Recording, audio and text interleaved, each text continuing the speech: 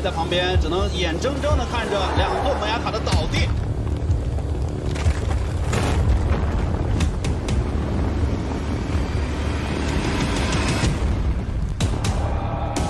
只想继续双击拼。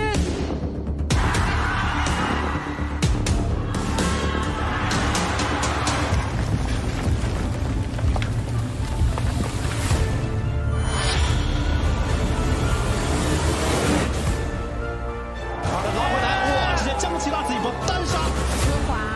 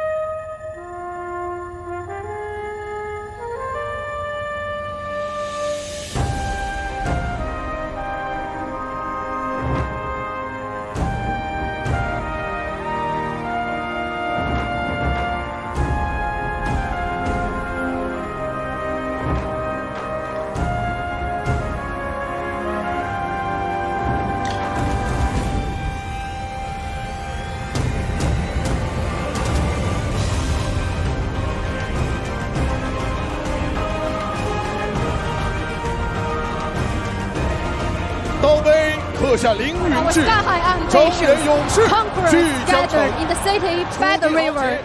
Champions of Wuhan will always do resilience. The spirit of the battlefield is that heroes only strive to be the first. Never will we bend the knee. Through 8 years of LPL, 6 teams have defined what it means to be a legend in spring, giving us 8 championship teams. And now, spring comes again to bring us FPX versus RNG, the match of the centuries. Who will host our Silver Dragon Cup? We shall see. Now, let us welcome our protagonists for today. FunPlus Phoenix. Royal never gave up.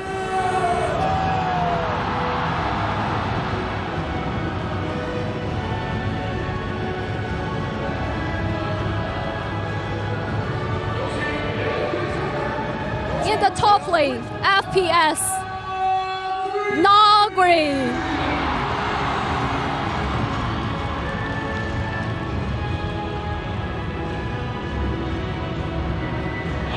RNG, Xiaohu.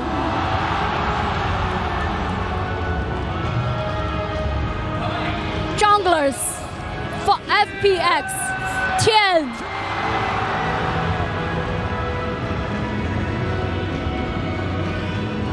RNG, Wei.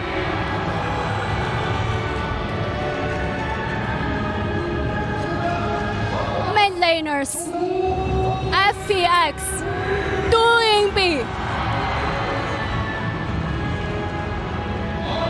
RNG, crying.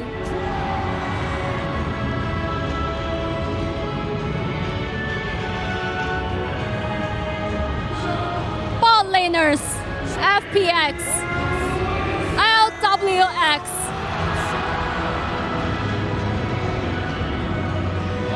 RNG, Gala. Supports, FPX, Crisp.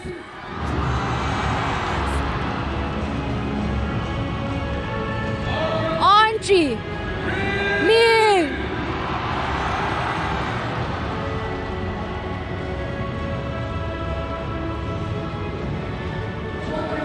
The trials of spring are about to enter the final chapter. The 2021 LPL Spring Final is about to commence.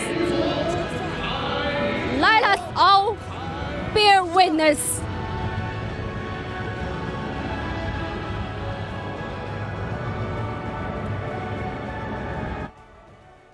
Welcome one and all to the International Wuhan Tennis Center. I am Oisin Penguin Malloy. I am joined by Rob Dagda Price. Thank you, Munchables, Lyric, and Froskurin on the analyst deck. And of course, thank you to Wendy for that fantastic translation of the opening ceremony. We're going to be bringing you all the action here. I'm excited. Me and you have just been like at God. 90 all day. I know. I've been sitting in the back room. I've just been like shaking. I've got jitters. I'm so ready for this. And you can see the incredible show that's been put on here in Wuhan as well. Like, it's just been absolutely electrifying here to be here with the crowd, experiencing everything here. Yeah, it is really a sight to behold, of course, and having the massive, fantastic crowd here is something that no one else gets. So we win on that front. So that's how I go with that one. But let's talk about the teams. Let's talk about how we're coming into this matchup. Of course, a rematch of 2019 summer, which, of course, the analyst has talked about. And, of course, round 4 within our own playoffs that we've had here. What is the kind of, setup here for both these teams coming into this? You got to feel like FunPlus are kind of the favorites. Yeah, and I mean, personally, I'm kind of leaning onto FunPlus. We saw it with the predictions on the analyst desk. I think the biggest issue when I look back at that round 4 playoffs was how well we saw the synchronicity between the support, the jungle, and the mid lane. From Tien working with Crisp and working with Doomby, they were consistently invading on towards the jungle. And it meant that, Frost posed the question on the analyst desk, well, if you want to play around Xiaohu, you got to go deal with that, or do you deal with elsewhere in the map? Well, FPX forced the answer. They just said, look, we're going to play through this bot side jungle, and that forces the 1v1 against Nuguri. And honestly, Nuguri just had the better hand. He consistently got those counter picks. He was bringing out the Aurelia into the Gnar, and he looked so much better. And that makes me very worried coming into today, because I feel like if FPX can just force that same same issue. We end up in the exact same situation where FPX just run away with this game. The one caveat I'll put onto that, Okay. it's an LPL final. So it was a little bit of magic. It was a little bit of spice, a little bit of magic coming into this. But of course, they kind of took that slap in the face as it was. No one was really expecting the 0-3 in favor of FPX over RNG in that, kind of round 4 matchup. RNG took those learnings and have been moving towards a little bit of a slightly, I suppose, a adapted style, if you will. They have been putting more resources into Gala, who, depending on who he's on, Kof Kaiser, he looks fantastic. Yeah, I mean, look, it really works, right? Where they're able to get that set up in the bottom lane, especially when you can look towards like Wei as he paths towards bot, having something like the Kaiser that guarantees you that push in the early levels, guarantees you the early river scuttle, works really, really well for this squad. But again, I mean, Lyric brought it up on the desk. The second we get in towards, your back's against the wall as RNG, the second they need to make these plays happen, it's like, now we're going back to Xiaohu. This is the tried and tested. We know this works. It's what got them that first place in spring 2021, and they're not going to let that go. And that's the thing as well. You look at RNG and their history as such. Like, it hasn't been a fun time as an RNG fan in the most recent years. You had the 2018 Golden Road. It was the run that everyone said they were destined to become the first LPL champions for the World Championship. They didn't quite make it. They get knocked out by G2. Then they come into 2019. Again, not really looking super hot. And then into 2020 summer, they miss out on playoffs for the first time in 5 years. This has almost been kind of a redemption for an org that is so just lathered in history. Yeah, it's heartbreaking for these guys. I mean, you kind of want to go towards Worlds in 2019 and say, hey, look, 2018, flash in the pan, we're going to bring this back. We're going to make sure this happens. Let's run it back. They don't even get out of groups. Then you look towards 2020 spring and they lose Uzi. And everyone's like, oh, God, what the hell is going to happen? Then we get to summer 2020. And as you said, they failed to make the playoffs for the first time in 5 years. And then we get to 2021, they're like, they're bloody putting Xiaohu in the top lane. Are you serious? They're moving this guy where? And it was like, no, this actually works. And as they talked about in the analyst desk, like this guy, he's got an uncanny ability to read exactly how to play out a side lane. And RNG are so good at finding those moments where he can either go towards a tower or he just pushes and groups with the team and they outnumber you, they outman you, and it works so incredibly well. And as we said, it's why they were the first seed coming in towards this playoffs. But FPX, they found the answer when it got towards that round 4 playoffs. Yeah, FPX did find the answer. And for FPX, again, kind of summarizing their kind of meteoric rise through the playoffs and such, it kind of started back. You win 2019 World Championship and obviously summer 2019 LPL. Yeah. You're on a massive high. You change out one player in Gimgoon for Khan, and it just didn't really work out. Wasn't really fixing it. 2020, they weren't able to go to Worlds to defend their title. They've now come back in. They've obviously swapped out Khan for Nuggery. It took them a while. TN had some injuries and some, obviously some small things at the start of the season. They bring in Bo. It's looking pretty good. They had to rip Bo out of there. They put in Beishuan. That's really not working between the two of them. And then TN comes back, and it really does feel like that 2019 split, like that 2019 season where FPX looked like the scariest team ever. And as Frost put it on the desk, pound for pound, they are the scariest in every single lane almost. Yeah, but that's the difference between the FPX in 2019 and now, right, is that they added Nuggery. They're now playing through that top side of the map. It's not so much about the, hey, let's just 4-man in on Crisp and LWX in the bot lane. They're much more tending towards playing with Doomby, moving up with TN. The 3-man dive on the top side, We've just reversed. Yeah, but I think it's working super, super well for them. And when we look towards Nuggery and how strong he's been as a top laner, this is a guy that's more than capable of carrying. And for me, FPX is the best team that we have in the LPL at accelerating through their strongest player in the map. They will very quickly take a tower. They're very quick at then moving and shifting that player in towards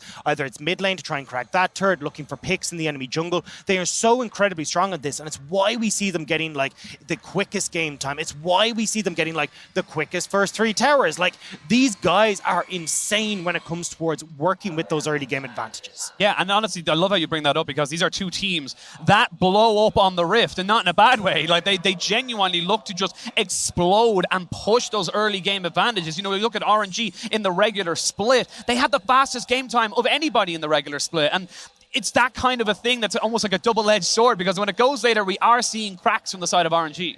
Yeah, and I think that's kind of where we got to look at is like, look, if RNG are able to make this play work, it looks absolutely fantastic, where they played through Xiaohu in the top lane, where they're able to unlock that map nice and early. But certainly RNG is one of the slower teams when we look towards like champion kills per minute or anything like this. So they are very much more kind of a macro-focused team. They like to take their advantages from Xiaohu and work towards neutral objectives like that dragon, like the Rift Herald, and try and crack up in the map happen that way. So if you're not able to get this kind of slow grind going, RNG sometimes need a little bit of help. And when it's against a team like FPX, who's very quickly able to adapt, you need to have those answers. And for me, I'm curious to see how this is going to work, because I think when I'm looking at that adaptability, it needs to come from Ming in that bottom lane. It needs to come from Wei. I really liked the way Ming played against EDG. I thought he was incredibly smart with the way he moved around the map, consistently kind of moving towards Cryin in the mid lane to make sure that they could force Pryo there, either moving up towards Xiaohu to make sure he's safe in the regular split as well. Like, this guy for me is the best support we have in the LPL. And I know we talk about pound for pound, FPX being better. That's the one role I disagree on. Ming has been a beast consistently through spring 2021. Honestly, you look at some of the highlight plays for the year, like, we've had as you saw on the analyst desk, the Akaliao play, everything, running around these kind of like flashy plays. And the number one play, in our eyes anyway, was that rel engage from Ming, where he just sets it up beautifully for Wei. And this guy has been kind of, if he is able to link up with Wei, if he is able to have an impact around the map, that is where RNG have found their success. But like we said, FPX have a fire in their belly. FPX are coming in really swinging at the fences right now, and they are looking like the best team in the LPL. And they're going from a 6th position to now looking like the favorite against the number 1 team in the regular split. Like, it's going to be a tough ride for RNG, but like you said, I want to see what their adaptation is. They have been very good so far this year to try and just, change up the formula, move things around to make sure they're getting the best they possibly can. I want to see, since the last time they played FPX, if they've changed anything. Yeah, well, I mean, we've certainly seen them playing a little bit better around that bottom side, as we already kind of touched on. And the biggest question for me, again, is coming back towards Nuguri. Now, when we come into game 1, FPX will be on blue side and it will be RNG on red side. And honestly, I actually thought we'd get that swapped. Because for me, I think the best way for FPX to play this matchup is to take that red side. Guarantee that counter matchup for Nuguri, which they've been going for over and over again. And it makes it very hard for Xiaohu even to just blind pick these top laners. Like, we see him go back towards the Gnar. We've seen him go towards these things. And Nuguri's like, cool, I got Aurelia, I got Jace, I got a plethora of things that I'm perfectly happy to take. Welcome to my champion ocean. Yeah, exactly. So it's like, pick what you want, dude. I'm just going to be able to beat you. So I think, honestly, that's probably the best way to go towards this. But I can understand when you're coming into this with super high priority, as the guys already talked about in the desk, but like the Udyrs, the Hekrums, the Kaisas, the Rel you mentioned as well. Like, these picks for me are so strong that it does make sense that you're kind of looking towards blue side and going, right, we want to get our hands on some of these. Yeah, and I think as well, like, something we've mentioned quite a bit on the back end, we were obviously doing our notes and stuff like that, it's like Kaisa, we feel, is going to be a very, very important pick here for Gala or LWX, because it just has...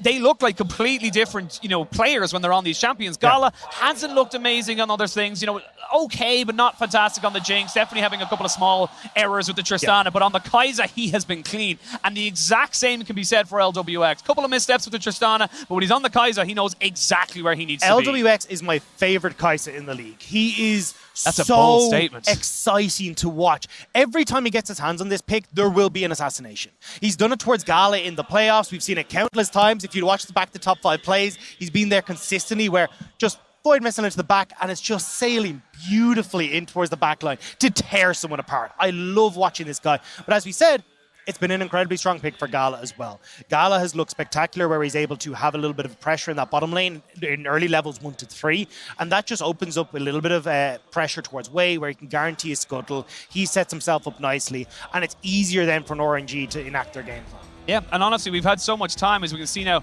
the players setting themselves up on stage, making sure they are ready to start the first game of this best-of-5 finals. But someone we haven't even talked about at all has been the jungle. Tien versus, Wei, and we talked a little bit about Tien coming back, looking on form, but the man has been on a tear since he came back in that series against Billy in the regular season. I mean, look, Tien's a monster. If you look at the playoffs MVPs, he has 6 out of the 12 games that FPX have played in playoffs. Like, the guy is an absolute beast when it comes into this jungle, and the reason is he's very happy to go towards these very early ganks towards Nuguri. We oftentimes see him pathing from that boss into top at the get-go to make sure that Nuguri can have control. And when he's on picks like the Udyr or the Hecarim, he's very, very good at getting into lanes and snowballing those lanes out of control. But the beauty is, that's not the only thing. We talk about adaptability. FPX did that against RNG, where instead of just playing through these lanes, we actually saw FPX playing through Tien, invading into RNG's bot side jungle, and messing up everything when it came to RNG's game plans. And this is what excites me about FPX so much.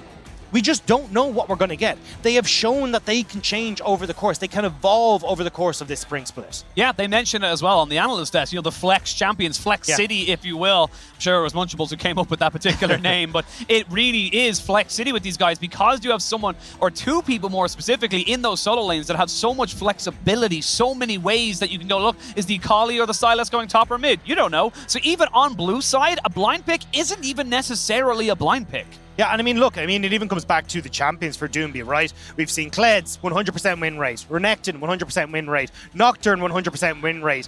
And I mean, even he has got the set. I'm not going to tell you the win rate. It's not looking too hot, but it's still there. It is still part of it. And I think that's why this is such a dangerous team, is that although we've seen FPX prioritizing the counter pick for Nuguri, we know that if that doesn't work, all right, we just go back to Doomby. We just bring out some of these cool and unusual picks. And the terrifying thing is, even though we're seeing Doomby off his unusual picks, he's still playing through these side lanes. He's still getting the Victor and the Orianna in towards top side to dive at Nuguri. He's moving down to the bottom side to play around Crisp and LWX. Like, this is a guy that is fearsome in the mid lane.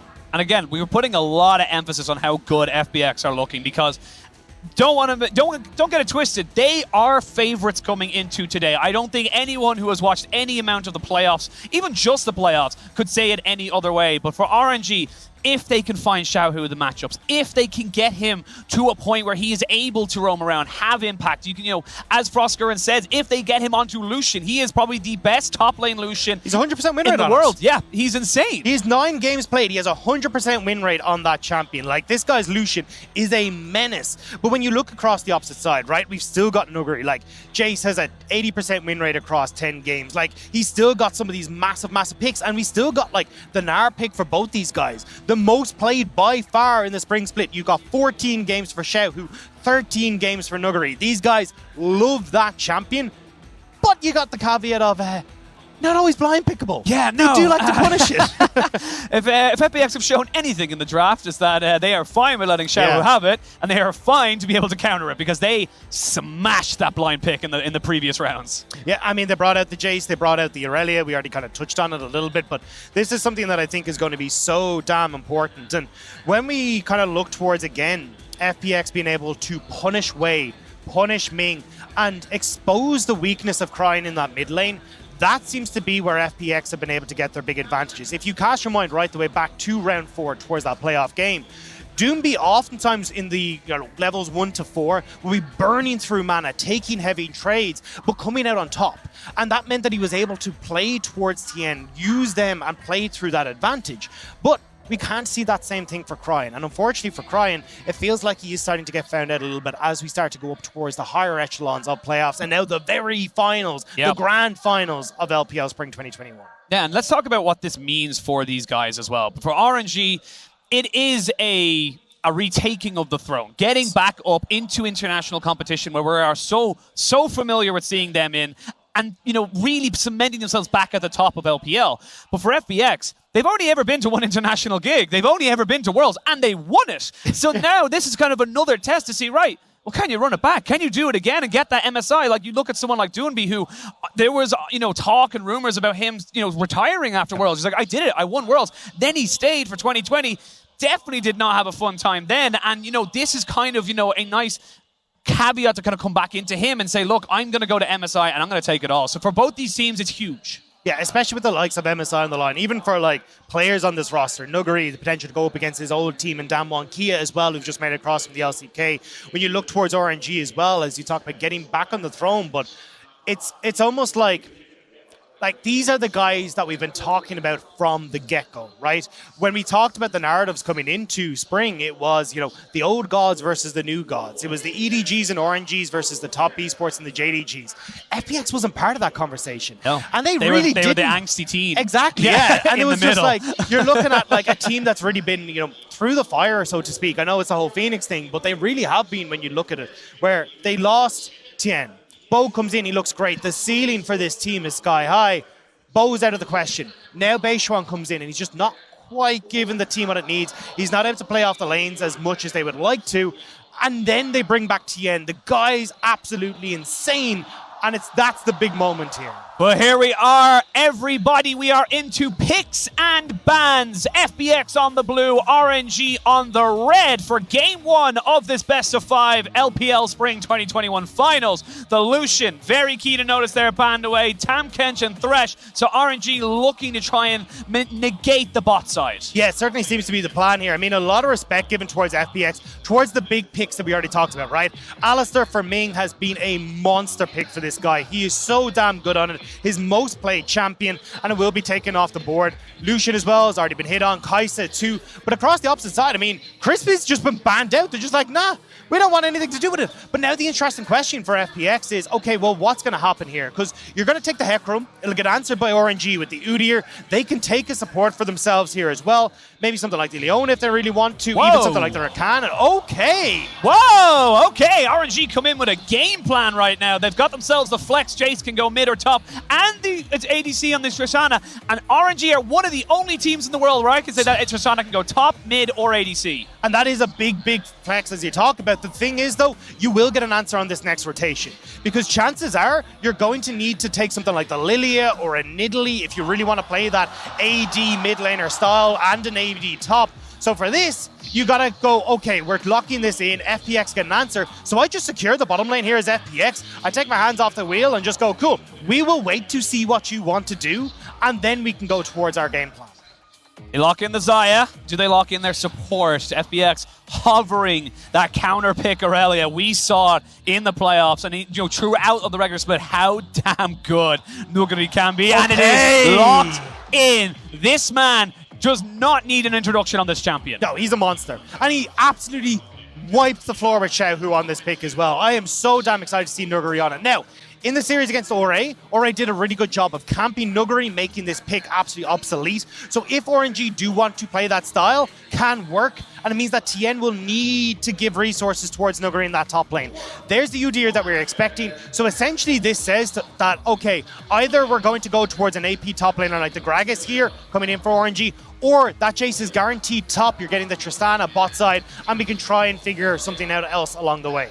Again, FPX don't necessarily know who is going up against the Aurelia. You know, Xiaohu has actually played the Tristana to great effect in that top side. We have, of course, seen the Jace go towards Cryan as well. So a lot of different moving parts here, but it depends on what you're going. But look at these just gonna full ban support, they're just saying, you know what, Crisp?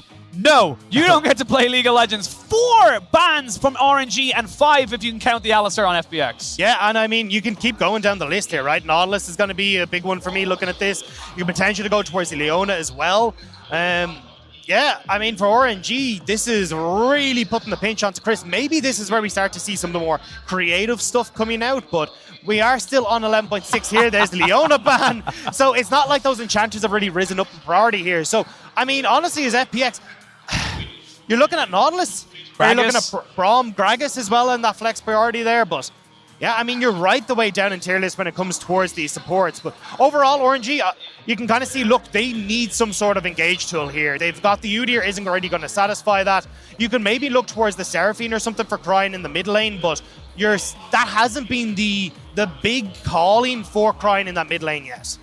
Well, Orianna and Victor are still available for both of these ones. I feel like it will be a swap. It is going to be maybe the Nautilus here. It will be, yeah. You feel like it's going to be the kind of knock-in here. They're going to keep that last pick for their flex. They're going to lock that one in, no problem whatsoever. And now FPX, got to pick your support. You got to pick your last solo laner. The Maokai is something we haven't thought about in a while. Actually has been picked quite a bit. Yeah, we saw it towards the end of our split, but it really wasn't doing what it was needed. So I actually prefer the Galio pick here. I think Galio does a really good job in the early stages of bullying Nautilus out of that bot side. You can work wonders as well against any sort of engage tool. And if you end up playing into this like split up map style where you've got Aurelia in a side lane, you have this Galio that can always help her out in these situations. Doomby going to go back towards his pretty much tried and tested at the moment, which is either the Orianna or the Victor, hovering the Orianna at the moment. See what he wants to lock in. This has been a very curious draft here. Doomby on this Orianna, though, has had multiple different highlight reels for his shockwaves, for his positioning, is able to enable his team. And you look at the people that can be that ball delivery system, you got to be feeling pretty confident for FPX. And right now, RNG, they're looking towards the Victor. It is almost certainly, if it does get locked in, we get Jace top, Victor mid, and of course the Tristana in bot. Yeah, so I love what FPX have drafted here. You've kind of got multiple different styles you can play. You have the ability to play through Nuguri, try and play through a side lane if he gets really far ahead. But as you said, a very high dive potential as well with this roster, where you can have Hecarim go in, you get the Galio follow up, that shockwave to go to boot as well. And when I look over at the side of RNG, it very much is going to be a case of, okay, can we try and control these choke points using the gravity fields, make sure that we're not being dove on too heavily, and then start to look towards if we can get the range advantage that we have with the Jace, with this Tristana, with this Victor, and poke out FPX before the fight really kicks off. Looking at these bans, the more things change, the more things stay the same. As we get a very, apart from the Galio support, we get a very, very stock standard draft here. But you can see RNG, they want this Tristana to get ahead. They want to be able to kind of, create those zones of control with the Victor, with the poke from the Jace, and then control the map through objectives. Well, I think you've got a lot of options here as RNG in the early stages. You can try and play through this bottom side. Tristana will have the natural push power there. You can look towards these early dragons if you really want to. You can also play through this top side, making sure that Xiaohu's able to stay safe in this chase, pushing the wave, bully on towards the tower. And as long as you've always got the excuse that a jungler might be around, Nuguri can't go in aggressive. He needs to respect Bay at all times. So I think you've got multiple lanes that you can try and work through here as RNG and try and power yourself ahead. But if you do end up falling behind to how much dive potential is on FPX's side, you're going to be in a lot of trouble. Yeah, you look at the side of FPX, that team gets himself a gold lead. It is going to be a tough time in this game one for RNG, but they've obviously put in a lot of emphasis onto this bot side. Let's see if it ends up paying dividends as we jump ourselves into game one of this best of 5. The rosters are locked. The champions have been picked. We are going straight into first game.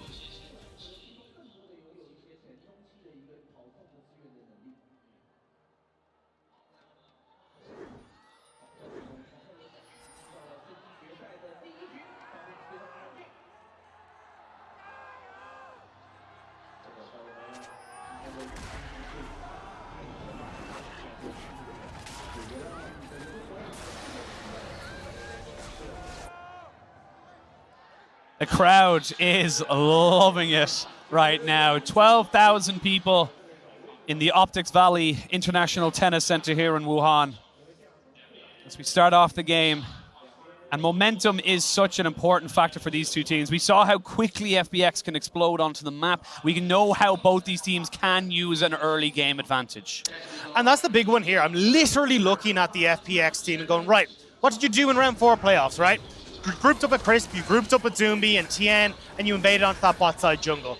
This time around, because Gala and Ming have that push on bottom side, it's going to be a little bit more difficult for them to try and go for this style. And I really feel like that will open up way to have more of an impact in this game, and certainly towards that top side and around Xiaohu, because as this Jace, your prime objective is to start to chip away at this tower, chip away at your opponent. But if you can't get control over this top lane, if you don't have the vision control, it makes it very, very difficult to go for that.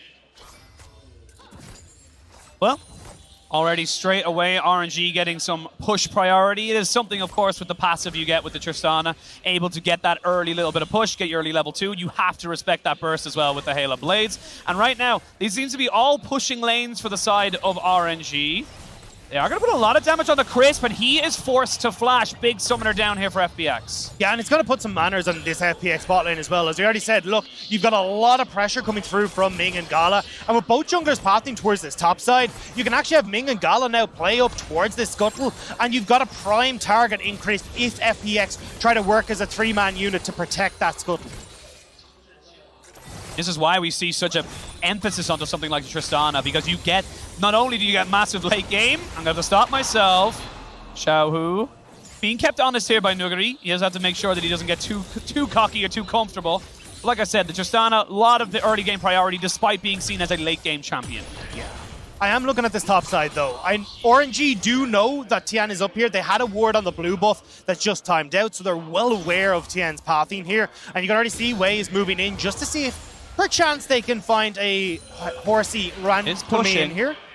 Is pushing in towards Xiaohu. Tien is there. He does spot out way with the Scryer's Bloom, and now they can use this top lane priority to try going, and mid lane priority to contest around this scuttle.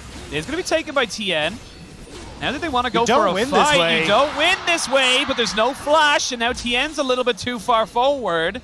TP is going to be committed here, but Doomby was always going to be as he tried to get himself back into the lane, but Tien now trying to play happy slaps here with Wei, and definitely coming out the better. They ain't looking so happy though, and even though you've got Ming and Gala can roam up here, I'm not certain if they can contest this. Wei does have Smite though, so he's actually going to be able to heal up off this, and as we talked about, Chris not having that flash in the bottom lane, coming back to bite them in this scenario.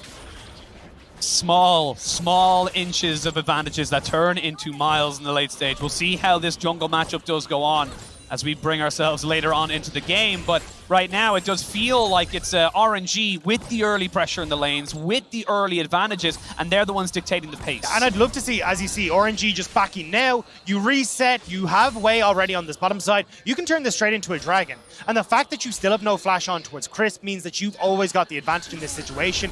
Crying just needs to try and shove out this wave. You've also got Xiaohu too, who's just going to be able to reset himself, has the TP for any sort of pesky shenanigans down at this dragon as well, but more than likely will be moving that back towards the top side. And something you mentioned as well when we were talking just before we came into this first game was like, you know, Doomby, he pushes in, he does go for those aggressive trades, he does get rid of his mana bar, but what you said was that he comes out on top and then he pushes out and he's able to get the roam off. This side of the matchup, he's actually not able to get it. Flawless duet. Going to be answered with a 2 disguise as well as a knockback, but Ming is here. There is a flash here for Nuguri. Ming, again, just trying to keep the Aurelia honest. There's not going to be any lollipop in there for that particular skill shot. And Ming just trying to keep Nuguri in his box. It does say the game plan from RNG though, right? We just said, hey, look, you got fast reset on bot side. You've got a big wave there. You're going to be sticking FPX around. They're looking for it. Flash, hook, 2 disguise, and they ignite. First blood going over the way. RNG strike hard. Gorgeous from RNG, and this is their game plan. They don't care about bots. They don't care about dragons. It's put Nuguri in the dust, and that is the blood drawn in the sand here in Wuha. Great start, and like we said, and the analyst desk said, and everyone online has been saying, if Xiaohu can get ahead, RNG look pretty good, but Nuguri, you're pretty crazy yourself. So right now, RNG playing to what they know works for them, and while that's all been happening, they have push in mid lane, they have push in bot lane. They're not losing anything, even with committing 3 people to the top side. And this has always been the RNG game plan, and it has come from Ming, it has come from Wei. Like when we look towards Ming, if we look at the regular split, he's the support with the 3rd highest KDA at 15. This guy is everywhere in the early stages, and you just see it here, right? Already part of that first blood, and expect this to continue on, but this is exactly what we talked about.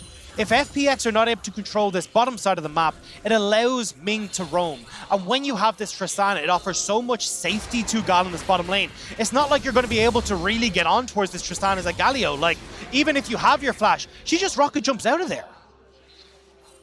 And you can see the game plan, I suppose, from RNG all the way back in draft. Let's ban away all the champions that can punish us for roaming too far or for anything like that. It's like, right, cool, now you pick Galio. What are you going to do? Like, you can't, there's no real world where a Gala ever gets close enough where your hard CC lands and you get the taunt before he jumps. So this is kind of all in the massive scope of things, coming down to those very small little details they changed in their draft. And I know you talk about this a lot, Penguin, but the mini metas that start to come out, and when you look towards the mini meta that can come through here, maybe we do start to see higher priority on towards the supports, but Hook! Great hook. Ming is on form, puts himself in front of Chris so he cannot escape. They're going to put down some damage. Gala gets gifted a kill. RNG are all over the map. There's nowhere to go. There's nowhere to hide. Ming is on fire today, and this is when RNG are dangerous. And I wanted to point out at the start of the day as well, just as we start to hopefully go all 5 games today, watch Ming in team fights for RNG.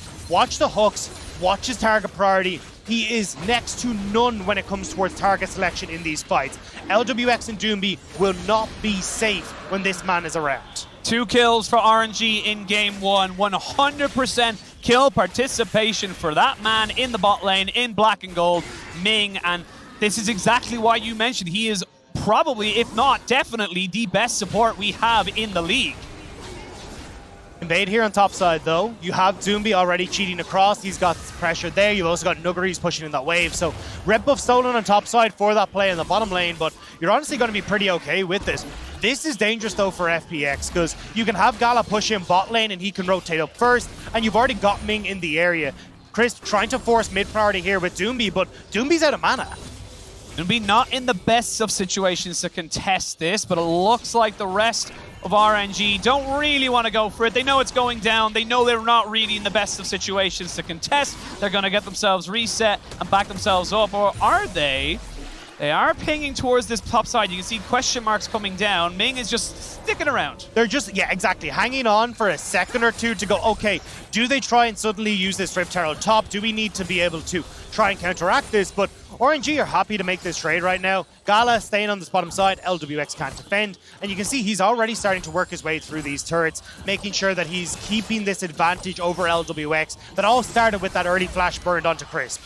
Oh, Gala pops out the buster shot. Now Xiaohu might be in a little bit of trouble as Tien does get the rampage down, gets the knockback, but there's the ghost. Has got the ultimate available, flashes, but the Vanguard's edge is like a sniper straight through the heart of Xiaohu. Nuggary on Aurelia. Headshot from Nuggary straight over the wall, and this guy is lethal on this pick. We saw on the analyst desk the clip we had of his flawless duet. Well, now it's the flawless Vanguard edge, but bot side once more. Wei is hovering on this bottom side. Gala did mess up his jump, but the exhaust comes down. There's the ult here, and Crisp has to flash.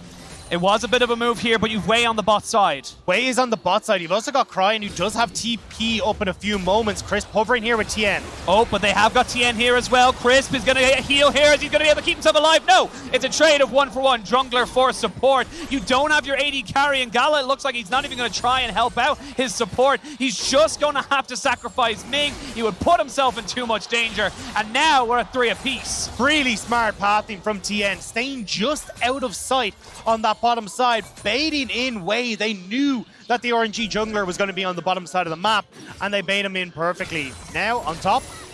Well, another flawless duet, but this is going to be the... I'm not going to get too excited for every single one unless someone else is here, because that knockback is going to pretty much negate it, but Nuggary needs to be a little bit careful. He's taking a little bit more punishment because of that serrated dirt. The big thing here that I want to see, though, is how does Tien try and use this Rift Herald? Because honestly, I feel like you need to get this top lane going, and they already have Crisp moving up here to try and make some sort of play. If you can have Tien, who's already pathing topside as well, doubling down on that, cracking open this tower, and making sure Nuggery's free to roam around the map. Xiaohu does not have flash, needs to respect that if Crisp is able to get any kind of charge onto him alongside the taunt, he would be a dead man for sure. They are just waiting, and I like this from Xiaohu. He's going to say, you know what, I got some Krugs over here, I'm going to take these first. And Gala's getting so much free time and gold on this bot side. He's going to be a monster when we hit those mid-game team fights. Yeah, the Tiger senses are tingling for Xiaohu in the top lane, and on bot, as you said, Gala, he's just free farming. He's totally happy with this. He's got a 20 CS lead, he's got the turrets. Tien's in a lot of trouble, might have to use the Onslaught of Shadows to get away. Does use the Rampage, has got himself the Rift Herald, but I don't think they want to take it just yet because they know they can't get as much out of it. And this is what I've loved about Wei, right? He's been so good when he's allowed to play his game at being able to figure out what the opponent's trying to do and shut it down before it happens. He just gets onto Tien as he would love to be able to use that Rift Herald top. He's now got the base, and you shut down that early aggression from FPX. And for RNG, you now know Crisp is down bot side. You can maybe hover towards it again. Tien is going to take the scuttle and probably go back towards the top, but you're just kind of trading. You're just going to lose a tower. Yeah, you're just going to lose a tower. You're kind of just trading right now until you show yourself, and that's when people can know. Now RNG, they see him on a ward. You can see the pings coming out. Another fantastic hook there from Ming. Lands onto Crisp as LWX just gets focused out by Gala. You can't defend this tower anymore, FPX. You have to back away. You gotta completely move off of this one. And again, every time LWX moves up, Scala's like, cool, you know what, I got a little bit of a range advantage. I got a bit of a burst advantage. And now Wei with Ming in tow making their way down here. Oh, they know that Wei is here. They're actually going to use the Rift Herald into mid lane as Cryan was trying to cheat towards that bot side. They are going to trade 320 gold. Actually, all going to this jungle here, so Tien getting all of that. Doombi did not have the mana, did not have the presence to try and cheat away some of that gold. And they would have loved that to have gone towards Nuggary, right? When you look at the FPX game plan, this Aurelia needs to get the ball rolling, but right now she's sitting pretty much even in CS. She's even when it comes to kills, like, it's not really Nuggery snowballing ahead. And when RNG are just able to pick up all these dragons thanks to the pressure on bot side, they're already snowballing out of control, and this has always been the game plan, the neutral objectives for RNG. Here we go, Crisp is going to get caught up here, he goes in, they have the audacious charge, but they will get the kill down onto him, and a hop, a skip, and you're out of there, Gala. They might look to try and turn this one around, but there's a good amount of burst here with the Hecarim. They trade it 1 for 1, but you're still pretty happy with that, you still get the dragon if you're RNG. I think Ming was a little bit surprised by the burst there. He had flash, I think he was trying to bait it in 4-way, but unfortunately Tien, too much damage, too quick, and Ming will fall. Now we're looking at 4 and 4 apiece, even on gold, but it's all about where that gold is situated, because as we said, Tien picking up a lot of the gold through turret plates for himself, also the 2 kills and 2 assists he has. When we look at RNG, it's all on Gala. This guy is massive right now, and for me, that spells beauty for RNG, because although they've usually played through Xiaohu playing in these side lanes, making sure they got the map pressure, Gala oftentimes turns into that big carry in team fights. I love this little adaptation there from Cryan. You can see he moves in just to say, look, Doomby's coming. You need to clear that way. Flawless duet goes down the Vanguard's edge as well. Here's the hero's entrance. They're committing quite a lot to this here, and FPX don't get anything from it. Nuggery tries to make the play, but unfortunately, Crisp just not quite there, and now Gala, up. Easy. Just one shot and it goes down. And again now, RNG, they've opened up this long lane. You can just rotate Gala top side, have Xiaohu move back bot. You've no dragon up for 3.5 minutes, so they can just double down on this turret, taking pressure that Tristana has. Yeah, they're just, honestly, this is fine. Yes, you're trading out a turret, but like you said, the Tristana's the one getting all this gold, where it's kind of a bit more evenly spread, if you will, throughout FPX, and Tristana takes turrets very, very quickly. That's going to be a 2-for-1 trade. That's a great deal. This isn't fair. I thought they were going to go top, and, oh, we'll take another tier 1, but I mean, if FPX are just going to gift them the tier 2, I mean, why not? It's a little bit of a cherry on top for your ice cream sundae, and now they'll be able to move away. You've so much gold invested now. FPX will get this Rift Herald as a result. They can try to even that up by taking the mid lane turret, but honestly, when you've got so much side lane control for RNG, they're going to be happy. Teleport coming in, Cryan will be forced to flash very soon. He does just about get himself out, along with the gravity field and the Chaos Storm. He negates everything, so that's a big global down now for FPX. Can they make something happen? They're going to double down with the Rift Heralds in the mid lane. That's 2 Rift Heralds into the mid lane to try and crack this turret. Frost gets her answer though. She said, hey, I mean, is Cryan going to be ready for 3-4 men in mid lane? Well, he was ready right there. They do end up getting that tower in the mid lane though, and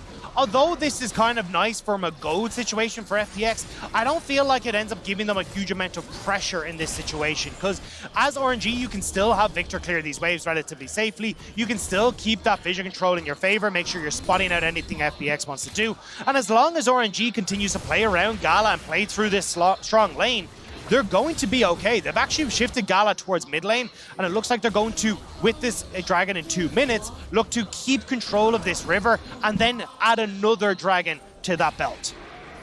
They're looking like they're looking for a pick. Nice little Scryer's orb there to make sure that they're definitely not going to be killed here, as FPX tried to work into their jungle, and with all the pressure, you lose those 2 turrets so early in bot side. There's not really a lot you can do. Now Nuggery is going to be ulted, but Tien is here, and no damage there available to them. They were waiting for Xiaohu on the bot side. He just wasn't quite in position. Gala also teetered off towards mid lane. He wasn't really interested in taking that play, especially when they realized how many more members of FPX were around. But still, you can see Gala, he'll collect these waves. He just collected Raptors. They're just trying to accelerate this Tristana so far ahead. She'll already be working towards that Phantom Dancer very shortly. Can move into the Infinity Edge next. And at that stage, RNG have so much damage in their back pocket. You need Nuggery to get onto the back line to have access through these flanks alongside Tien if you hope for any sort of success in taking down Gala. Yeah, let's have a look at the items here for RNG. You've got the Eclipse here for Xiaohu. You have the Chem Tank, Turbo Chem Tank, excuse me.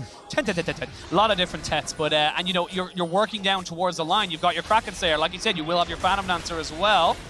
They do take themselves the Scuttle, but they get the taunt down. Wei forced to flash. He's a tanky boy, but he needs to be alive for the next 40 seconds. This is pretty big for FPX, though. They do get full control over River. They burn the flash on the Udyr right before this dragon is about to spawn. Udyr without flash in a fight, not as worrying, not as strong. He kind of ends up playing goalkeeper and defense, and especially when you're looking towards like Doomby and LWX and having a follow-up engage with Ming, now having Wei out of the equation makes things a hell of a lot easier for RNG.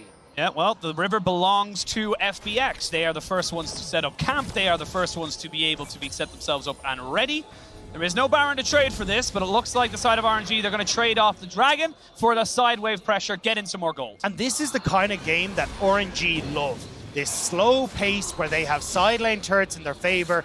They can start to play at the map. And when we talked about the start of the day, FPX love these much faster games. Fastest average win time in the LPL. Most kills per minute, and already averaging 1 kill a minute in a regular season. So for FPX, this is a different style of game. This is not as fast-paced. This is not them striding into the mid-game with a massive gold lead. They've got to fight toe-to-toe against RNG in RNG's favor. See, RNG, they're trading the turrets. Yes, they knew they were giving up that Dragon, but they are fine with that. They have 2 in their back pocket, so FPX a very, very long way away from actually getting any kind of, stack going for them in terms of a soul. They're able to kind of keep more pressure going. I will say it is very, very nice for FPX right now. You still have that mid lane turret that will just keep your kind of general jungle pretty safe for you as it keeps it well lit. The biggest thing, though, for RNG, I just feel like, all right, let's have Xiaohu push in this extended bottom side of the map. We can then push him through this bottom side jungle in towards mid. And from that stage, then you've just you outrange FPX in this mid lane, and there's zero that they can do about it. And that's why when you look at FPX right now, they are moving so many members around this mid lane. Nuguri hugging towards mid. You've got LWX is already situated there. Crisp and Tien also trying to play there. They're trying to prevent RNG from enacting this style and getting the vision control they need to make a play on mid.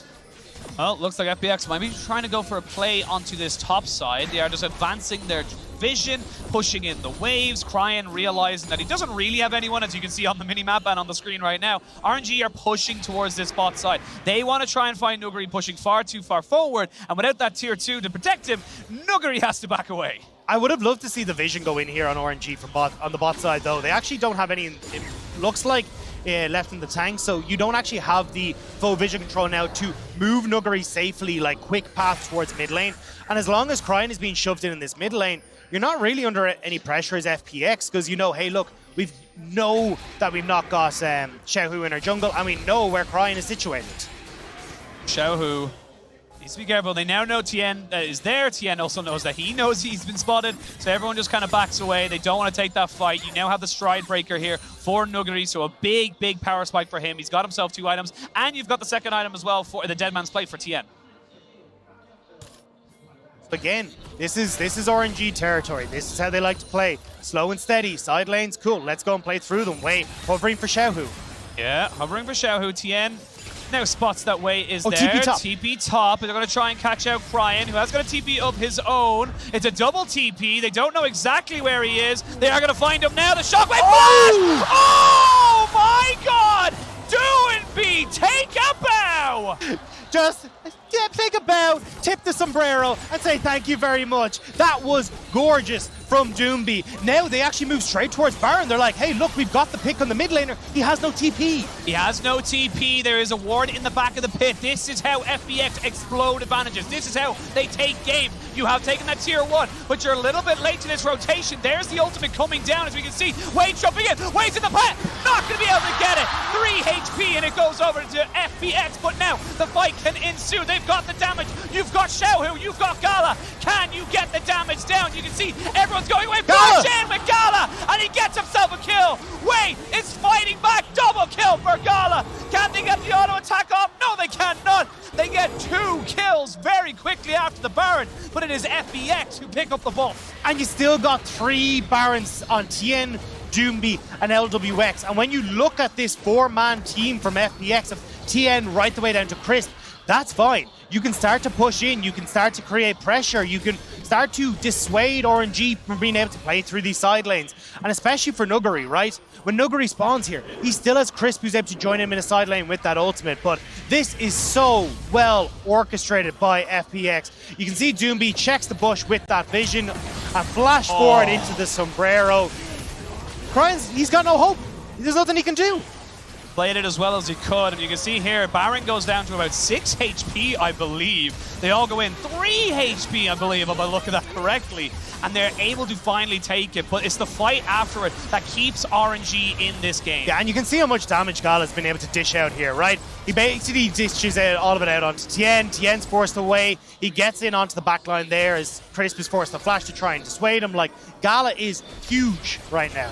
Sana is on 3 items. You have the Infinity Edge comboed, but Tien is on the backside. Nicely done. They have the ball delivery system, but it only lands onto 1. The Chaos Storm is ripping him apart. And speaking of ripping him apart, Gala going to try and do his best. He gets taunted up. It ends up being Nuguri jumping in onto the backside. He's going to find Cryan, who goes golden. It's a trade of support as everything's going super low. Way. Find it, but Gala and Xiaohu. Xiaohu is dead. It's Doomby. It's Gala. It's Gala as he jumps in. He's trying to get it. No! He will not be able to survive! The feathers come back, and it ends up being a 4 for 4. These teams! It's bloody! It's battered teams! They are bruised beyond recognition at the end of these fights. As Toombi might want a round 2, but the bell doesn't sound this time. FPX, they tried to make the play. Gala plays it beautifully, and now there's only 1 Baron left on FPX's side. 30 seconds remaining even until that's gone. FPX don't get anything from this Baron. The gold is literally not. It is even. It is a 500 gold lead for FPX. There's absolutely nothing there. Gala. And Gala has himself 3.5 items. That is your win condition. And that means that you have a very large target on your back. You can see trying to catch out Xiaohu, but they whip the shockwave. Yeah, Xiaohu able to flash away there. And watch Gala here. I love this. He goes towards Tien. It's like, right, well, Tien can't follow up. Crisp is well away from everyone. Now, Cryan does leave himself separated, which gives Nuguri the opportunity to go aggressive here, but Gala is feeling himself on the backside here as Doombi is doing just as much work as Gala, trying to make sure he can get everyone down. Gorgeous recall here from LWX, barely able to finish off the Tristana. Now, though, you can see FPX back on the map, second dragon in their favor as RNG looking to try and play through this top side. And you can see in that fight, it's said by the damage numbers, like LWX didn't get a chance to plant his feet. He didn't get a chance to put down the feathers and to create that thing, but you can see the pure damage that can come out. It was 1 auto attack that Gala secured the kill, and the rest of the feathers brought him from about 60% HP to nothing. And here's FPX, right? You need to now double down on, we need to get Gala. Like 110%. And honestly, I think you need to, as Doombi, start to just go straight towards something like Rabadon. I know the stopwatch and the Zhonya's are going to be really, really nice here for a little bit of safety, but honestly, I think you just need to provide that burst power. Otherwise, you run the risk of Gala being able to take over these team fights. Last Whisper completed, he'll have Lord Dominic's regard in no time, and from that point on, like, who even stands in his way? His game is very much about if Gala can survive for RNG. If he can, they're probably going to have a good time in the team fights. If he cannot, it's going to be all FPX all the time, as, you know, we're working in towards this dragon pit, but there is no dragon for 3 minutes, just under 4. And everyone's just kind of backing themselves away. Little small advantages. We saw tier 2s and the side lanes being taken down. And that's the thing that's keeping RNG here, is that they've got 5 turrets versus the 3. Nuguri does end up getting way to get himself out. They got him the gravity field as well. And this is the kind of little small flanks we've been seeing. It's literally been Wei and Tien on opposite ends of the map trying to find the back line. I mean, this is just posturing right now. There's no real objective up. You can see FPX, they've moved in towards topside. They're trying to get vision control for this Baron in a minute. But we will get the resets coming in here to make sure that everyone is up and planting their feet for this next Baron. Waves on bot side in favor of RNG, whereas top side is for FPX. This becomes execution. This isn't, you know, we look at the comps, we talked about them all, you know, the winning lanes, everything like that, team fight prowess, but it becomes about how you execute on your composition right now. You need to keep Gala alive in RNG, but if you're FPX, you have so many dive tools. You have so many things that can get onto this back line. If you combo them up correctly, Nuguri, Tien, Doombi, hell, even Crisp, you can take this fight. You're right. But flash. Everyone has their summoner spells up here, and that makes it so difficult for FPX to find that perfect spot. Especially, like, Cryan is one thing, right? He's got his Zhonya's, he's got flash. But Gala, he's got the jumps, he's got those resets, he's got his flash, his heal. It becomes really difficult to lock this guy down. Lord Dominic's completed here for him as well. He's an entire item ahead of his counterpart in LWX. So for me, I am looking towards Nuguri and Tien to see if they can get on towards Gala. It needs a hope and a prayer here. RNG will have pressure in this Baron pit, excuse me, topside river. And they will have the push into mid lane as well. Gala and Ming just kind of posturing to make sure nobody cheats to get a cheeky ward down. As the accelerated shock blast from Xiaohu does put down a fair bit of damage. And now there's no Baron just yet. It has just spawned. Now where do you want to go here? You got yourself a little bit of position here, but RNG, they respect the fact that they might get caught out. LWX needs to be a little bit more careful as he backs himself away. Speaking of which, Nuguri gets jumped on. Gala flashes away, but Nuguri's already beyond his half health. They flash in, the hook is landed. Now you can see Chris going in. LWX is dead as Chris tried to get the taunt down. He gets one. It's Nuguri on the backside. Now they're going to try and turn him. It's all Gala as he hops, he skips, he jumps, and you can see RNG and FPX trying to make their compositions work. You can see again, though, we said, watch Ming. This guy sets up fights so well for RNG. The flash in, the hook onto LWX, and he gets the kill. Now, it is traded back. You get Wade down, you get Ming down, so RNG can't turn towards the Baron. But they can bait it though. Round 2 as Tien jumps in on top of it. Doomsday though. Gala needs to be careful. Tien might just be taken out just with a shock blast. There's Xiaohu, but it's going to be a sacrifice. Cryan puts himself in harm's way to protect his AD carry. Now Gala's still on the run. He gets caught though. He caught and he's shut down. Super carry doing me. 6-0-4, and he is keeping FPX on the map. And it doesn't matter what Doomby's playing. It doesn't matter whether it's these unusual picks like the Kled or the Renekton. Orianna and Victor have become his prime picks, and it's for reasons like this. He has been so damn good when it comes towards these team fights. And in that isolated 1v2, there's nothing that Gala is able to muster. This is game 1. This is game 1. This is game I'm 1. so ready. Just give me more. This is what I want. The gold lead has stuck at 500. It hasn't gone anywhere. There is a dragon in about 7 seconds. And you got to say, with the 2 carries on RNG down, you have to favor FPX to be able to put themselves in soul point. And despite the fact that RNG had set them up with all these early dragons, they weren't actually able to capitalize on it. The resets weren't quite there. FPX were able to move in a little bit quicker. We got towards some nice team fighting from FPX right as these dragons came up as well. And suddenly this has turned back in FPX's favor. Now, this is where it gets interesting, right? Because you can look towards Nuguri now being able to operate in the side lane. You have Crisp with that ultimate available. The 4-man unit from FPX can push in mid. Nuguri can look to play on this bottom side. And suddenly Xiaohu isn't as safe in this isolated 1v1, especially with no flash available. And look at Xiaohu as well. Like, yes, he's got himself 3.5 items. He's got a hell of a lot of armor pen, but 4 items for Doomby. He's finished up his Void Staff. He also has the added protection of the Zhonya's. He is 1 item, which we imagine will be a death cap, away from full build. It's going to be him versus Gala, you got to feel, and the rest of his team's just trying to keep them alive. And for RNG, you're now moving up towards this. You're getting yourself vision control. You're setting yourself up to try and make sure this doesn't get snuck away. The thing is, I mean, look, Cryan can still do massive amount of damage in this game. It's just that when you look at his build, right, he's had to go towards the early Zhonya's. He's nowhere near as accelerated as Doomby. So there's just that massive discrepancy in the mid lane, and it is that massive discrepancy in the bottom lane in favor of Gala. So these are your 2 picks as Cryan very quickly TPing out. He had to. He had no choice. He had to get himself out of there. He had no idea where the rest of FPX were going from. He had to make sure that he did not die, because if he dies, this Baron goes down. And speaking of Barons going down, FPX are going to start it.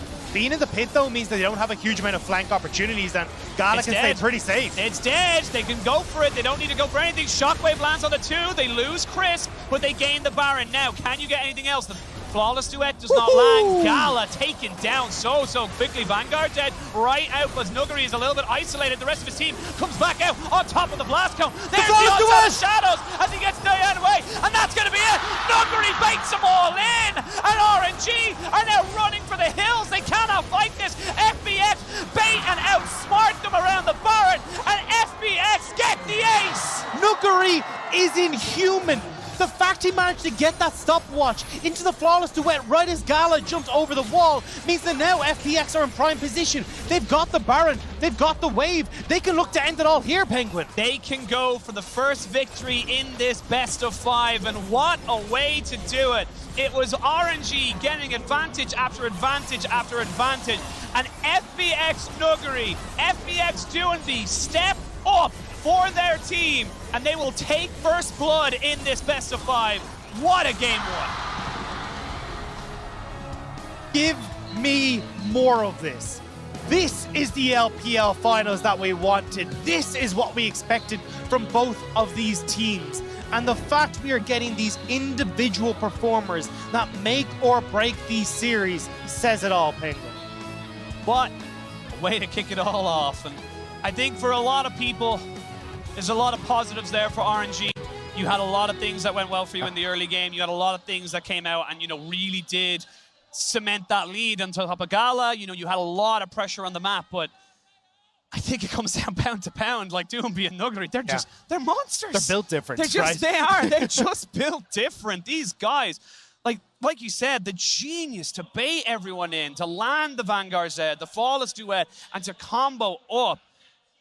I don't have words. That was such a good start. I mean, look, you can see it in that last fight, right? The way that Nuggery is thinking is like, look, Gala's already been taken low by Doomby. The only positioning that he can do to get back into this fight is to jump over the wall. And Nuggery positions that Flawless Duet beautifully the second that Gala